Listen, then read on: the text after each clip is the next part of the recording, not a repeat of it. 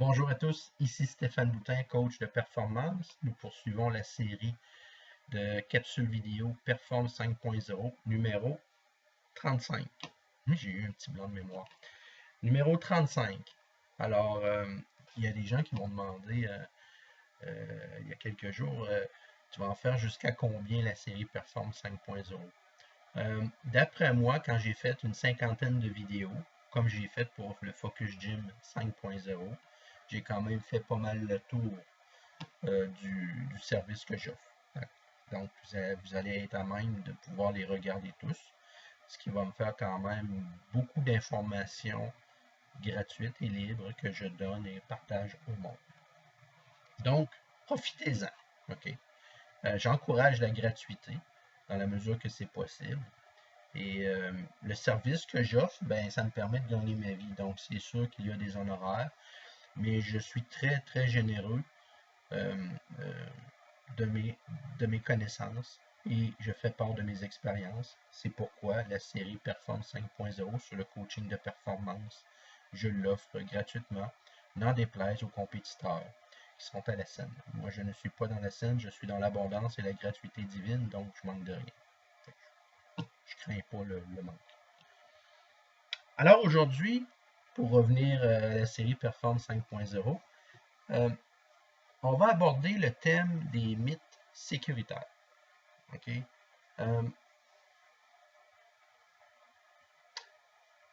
Nous vivons dans une société qui a créé les zones de confort.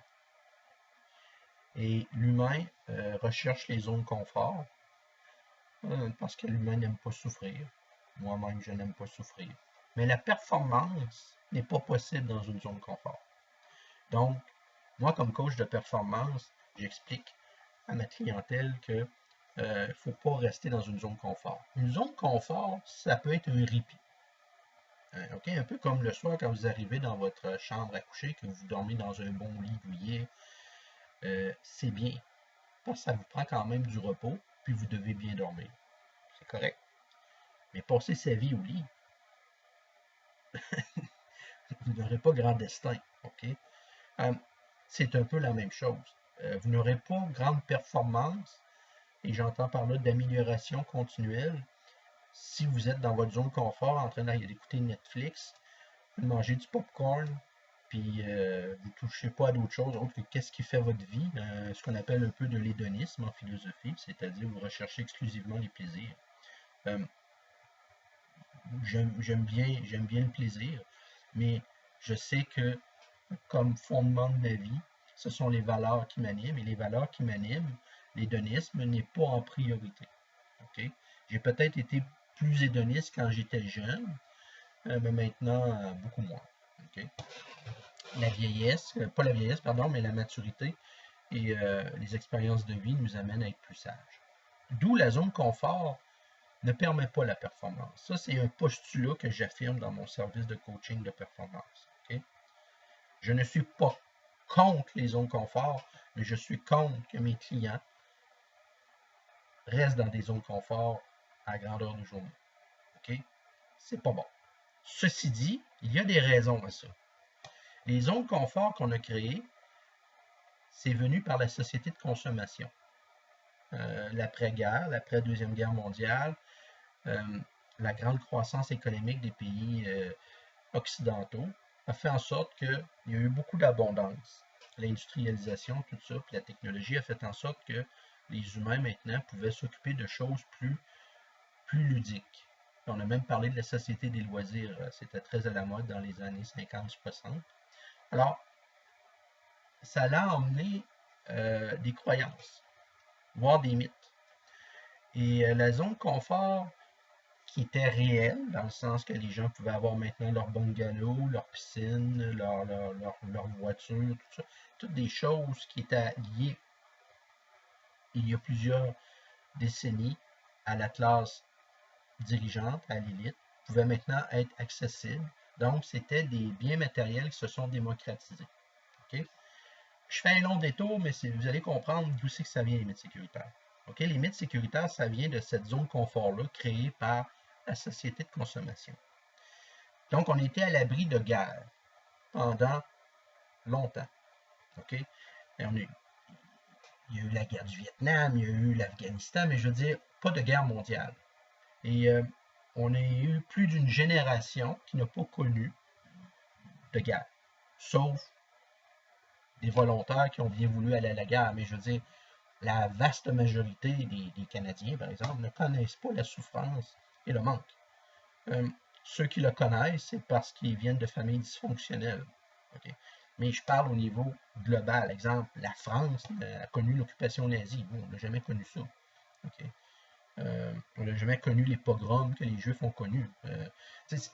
C'est des choses comme ça qu'on peut lire dans les livres d'histoire, mais nous, on n'en a pas subi aucune conséquence directe.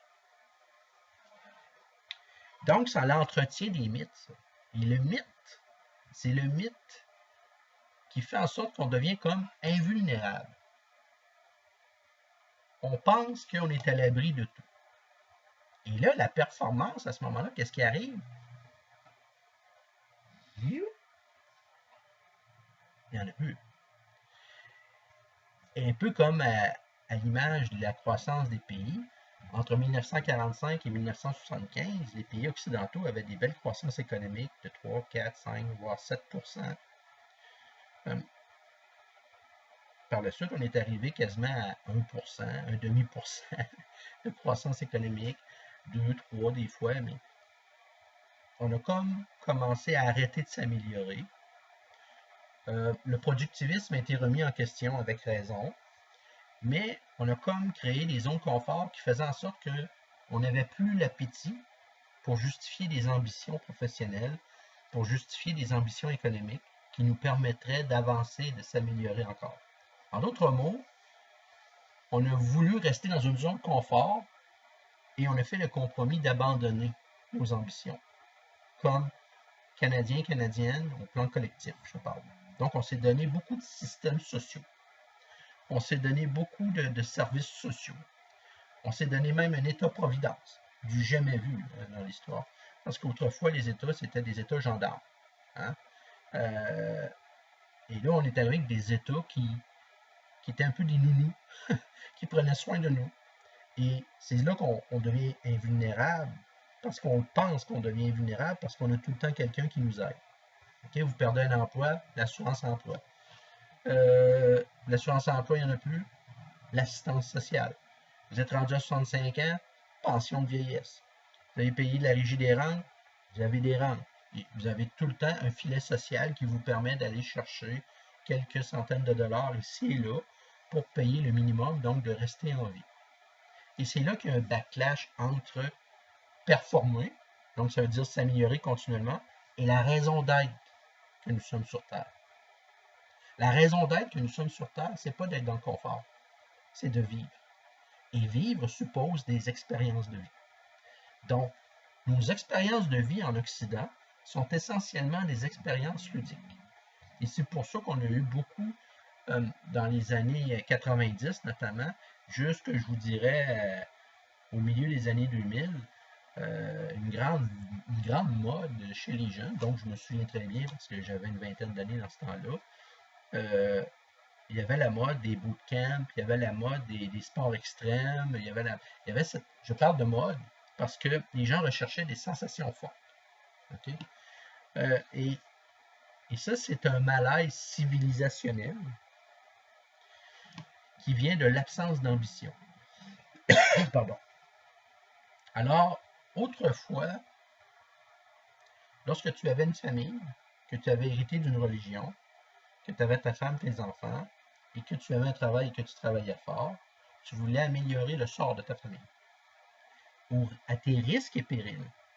C'est ce bout-là, à tes risques et périls, qu'on a enlevé avec les zones de confort. Et ça a créé des mythes d'invulnérabilité qu'on appelle les mythes sécuritaires. Et c'est le thème de ma vidéo. Il y a 3 types de mythes sécuritaires que l'on entretient dans nos sociétés et qui empêchent des gens de performer. Il y a le mythe de la sécurité d'emploi. Il y a le mythe de la sécurité financière, matérielle. On va dire mythe de la sécurité matérielle parce qu'on va en parler un peu de mythe de la sécurité financière dans la sécurité d'emploi. Donc, le mythe de la sécurité d'emploi, le mythe de la sécurité matérielle, enfin le mythe de la sécurité spirituelle. C'est quoi ces trois mythes-là? Ce sont trois mythes sécuritaires. D'abord, le mythe de la sécurité d'emploi. Ben, les syndicats sont la plus grande représentation de ce que veut dire la sécurité d'emploi parce que ce sont des entités qui ont été créées à travers l'histoire des luttes ouvrières pour défendre les ouvriers qui perdaient leurs emplois puis étaient traités comme des moins que rien dans certains endroits. Donc, ils n'avaient rien devant eux autres. Puis l'espérance de vie des ouvriers à ce moment-là, c'était pas 75-80 ans. Beaucoup mouraient travailler encore parce que les conditions de travail étaient épouvantables. Donc, il y a eu nécessité de créer un mouvement qui défendait les intérêts de la classe ouvrière, d'où le syndicalisme. Donc, c'est venu renforcer le mythe de la sécurité d'emploi. On a associé la qualité de vie des gens à l'emploi qu'ils avaient. Donc, l'emploi, c'est quoi? C'est par définition quelqu'un qui veut occuper un emploi pour avoir un revenu. Donc, ce n'est pas nécessairement quelqu'un qui cherche à avoir une ambition à ses risques et périls. C'est quelqu'un qui veut une stabilité dans la vie. Stabilité, sécurité, pas mal cousin et cousine. Hein? Bon. Alors, la sécurité d'emploi a été promue par les syndicats. Les gouvernements qui ont fait le compromis avec le patronat et les entrepreneurs pour dire qu'il faudrait quand même garantir certaines choses pour que les gens retournent travailler, parce que sinon ça va être des grèves à répétition et de la violence sociale. Donc, ils ont créé l'État-providence. Donc, on a entretenu l'idée que si tu travaillais 35 ans au même endroit, c'était bon pour toi. OK? Et toute la société de consommation a été créée autour de ce mythe-là de la sécurité d'emploi. Le problème qu'il y a là-dedans, c'est que nous ne sommes pas tous pareils. Puis il y a des gens qui ont besoin de s'améliorer continuellement. Il y en a d'autres que pas vraiment. Le confort, ça fait leur affaire. Mais c'est des gens qui ne te dérangeront pas. T'sais. Les autres, tant qu'ils ont leur nanane, ils sont contents. Le problème qu'il y a avec ça, c'est qu'à un moment donné, la vie va faire en sorte que soit tu vas être rendu à un âge où tu ne pourras plus garder ton emploi, soit il va se passer un événement dans ta vie où tu vas quitter ton emploi. La sécurité d'emploi est basée sur le nombre d'années que tu travailles. C'est un mythe. Mais c'est un mythe qui a coûté très cher à nos sociétés et qui a coûté cher à des individus aussi. Okay? Il y a des gens qui ont mal pris leur congédiement. Il y a des gens qui refusent d'apprendre en usine des nouvelles consignes, des nouvelles techniques parce que ça ne les amène pas vers quelque chose qu'ils veulent, c'est-à-dire sortir de la zone de confort. Donc, beaucoup de gens ont perdu quand même leur emploi. Et contrairement à ce qu'on peut penser, ce n'est pas 100% des travailleurs qui sont syndiqués. Je pense qu'au Québec, ça ne dépasse pas 40%, et c'est peut-être moins. Je peux me tromper, je n'ai pas été voir les chiffres avant de faire la vidéo, mais ce que je veux dire, c'est que la majorité des gens qui travaillent ne sont pas syndiqués. Donc, il y a une réalité qui fait que la sécurité d'emploi coûte cher. Et la sécurité d'emploi n'est pas gage d'une productivité qui nous permet de maintenir tous les services sociaux qu'on a. C'est pour ça que c'est un mythe. C'est un mythe sécuritaire. La sécurité d'emploi n'amène pas tant que ça, la richesse et même nuit à la productivité de nos entreprises d'une certaine façon. Je tiens à préciser, d'une certaine façon. Je ne veux pas qu'on revienne au temps des romans de Charles Dickens au 19e siècle. C'est pas ça que je veux dire. Ce que je dis, c'est que entretenir le mythe sécuritaire de l'emploi, ce n'est pas si bon que ça. Et c'est pas bon du tout pour la performance individuelle, mais aussi en entreprise. L'autre mythe sécuritaire, c'est la sécurité matérielle. La sécurité matérielle. Bon. Moi, quand je pense à la sécurité matérielle, je vois dans ma tête tout de suite carte de crédit. Je vois tout de suite les gadgets, les bebelles que les gens ont besoin. OK. Les gens ont besoin d'avoir des piscines. Les gens ont besoin d'avoir une pelouse à entretenir. Les gens ont besoin d'avoir une maison. Les gens ont besoin de s'identifier à des valeurs partagées par la communauté canadienne et québécoise. Là encore, le mythe de la sécurité matérielle, c'est pas très vrai parce qu'il y a beaucoup de gens qui font des faillites. Il y a beaucoup de gens qui sont sur les cartes de crédit. Il y a beaucoup de gens qui ne peuvent pas vivre sans une cote de crédit. Il y a beaucoup de gens qui ne peuvent pas avoir ce qu'ils ont sans se compromettre et d'abandonner les libertés au profit d'une sécurité matérielle. Alors, la sécurité matérielle, c'est un mythe. Parce que beaucoup de gens ne sont pas heureux. Ils veulent te convaincre qu'ils sont heureux avec tout le paquet de bébelles qu'ils ont. Tu sais, ils se disent, ah ben moi j'ai ça, moi vois-tu, la fin de semaine prochaine, je m'en vais à telle place, je fais telle chose. Mais en fait, c'est un dialogue avec les autres qui pensent comme eux. Mais dans les faits, est-ce que pour notre société, c'est si bon que ça? Ils me disent oui, au plan économique, ça permet à la consommation, l'indice à la consommation d'être suffisamment haut pour que les gens achètent. Mais ils achètent avec quel argent? S'il y a 50, 60 ans, un salaire pouvait fournir la famille, maintenant, les deux doivent travailler pour nourrir la famille. Et même des fois, c'est pas assez. Donc, ils empruntent les cartes de crédit, les codes de crédit. Donc, c'est un mythe.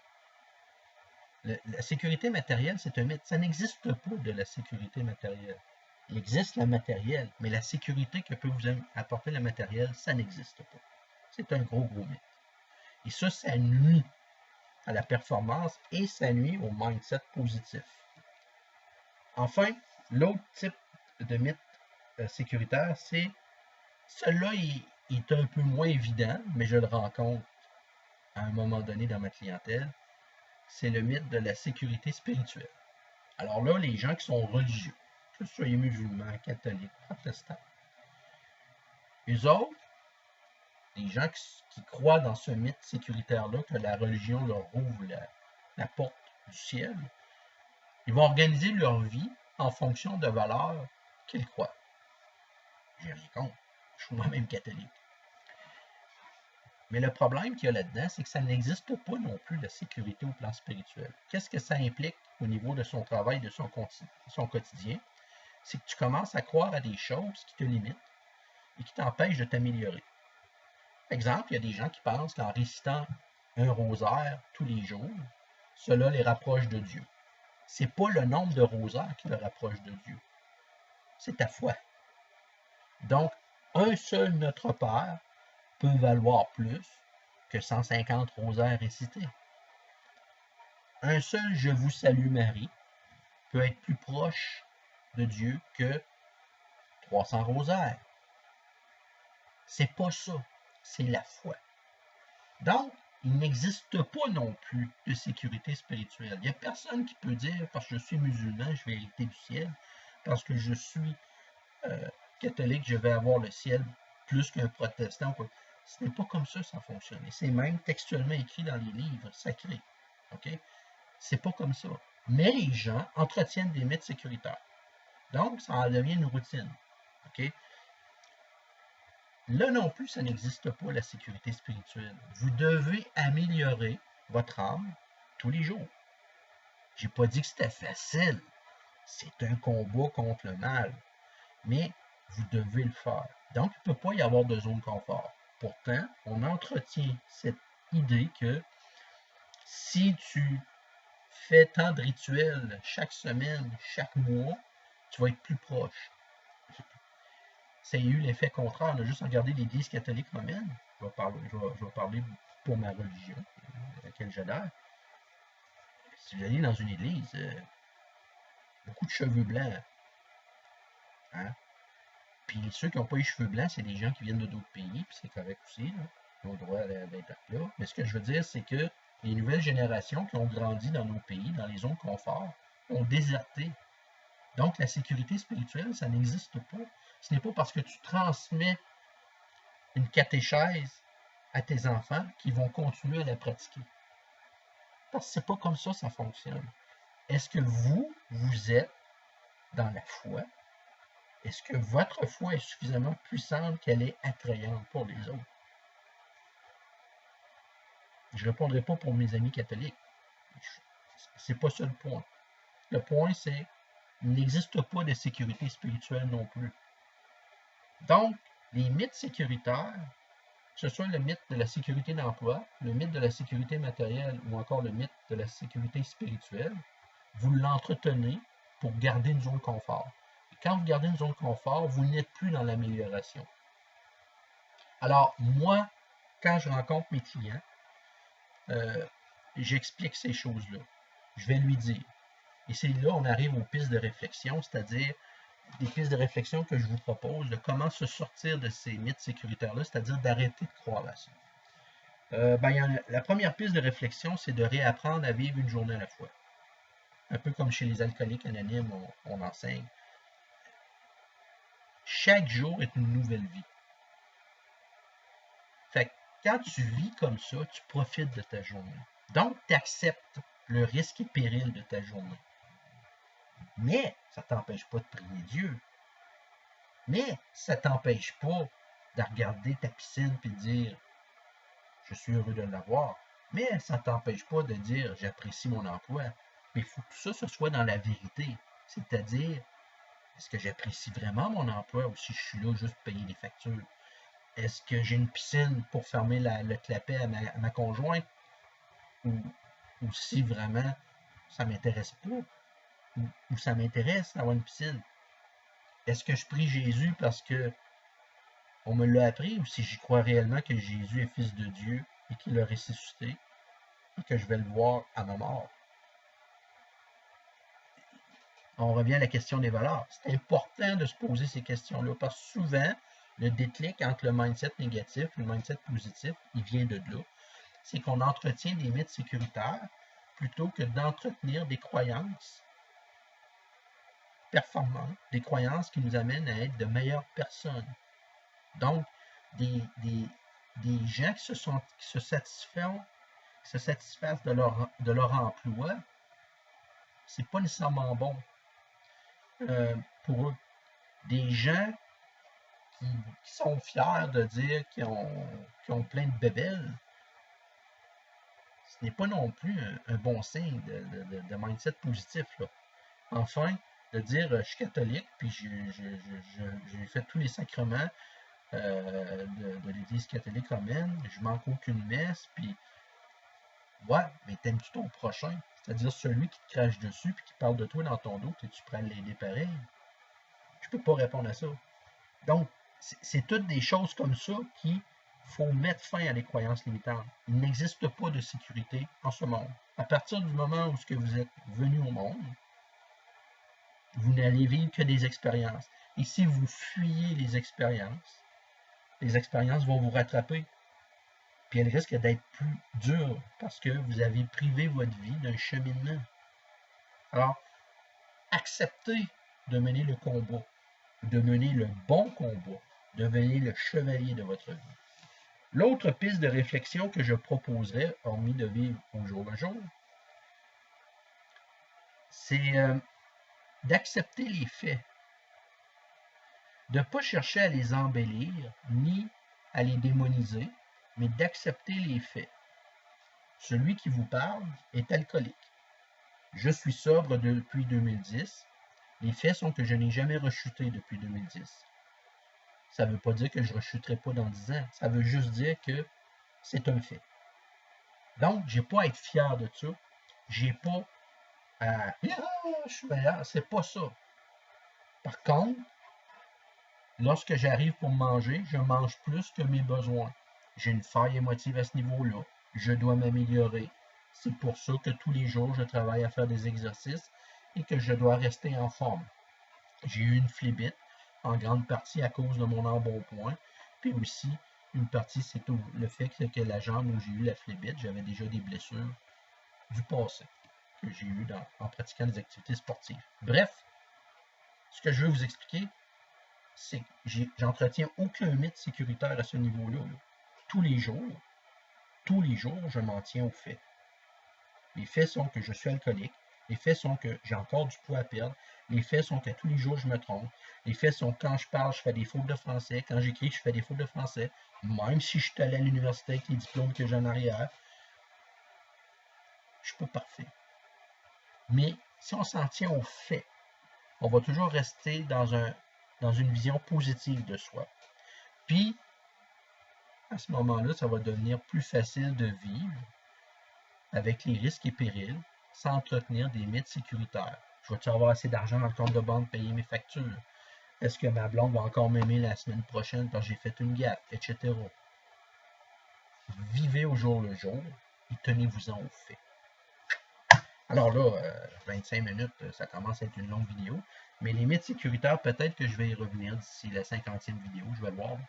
Je pourrais encore vous en parler parce que c'est un gros problème qui arrive, que je relève dans mes consultations avec mes clients d'affaires et aussi les gens du troisième âge que je rencontre. Ils ne sont pas nécessairement en affaires, mais des particuliers qui ont besoin d'un petit coaching. Si vous avez besoin de mes services, n'hésitez pas, vous pouvez me rejoindre, c'est très facile de me rejoindre. Perform 5.0, vous allez sur Facebook, / comme on dit en anglais, Leader Stéphane, puis vous allez arriver à moi, facile. Ici Stéphane Boutin, coach de performance. On se dit à la semaine prochaine pour la 36e vidéo de la série Perform 5.0. Bye bye.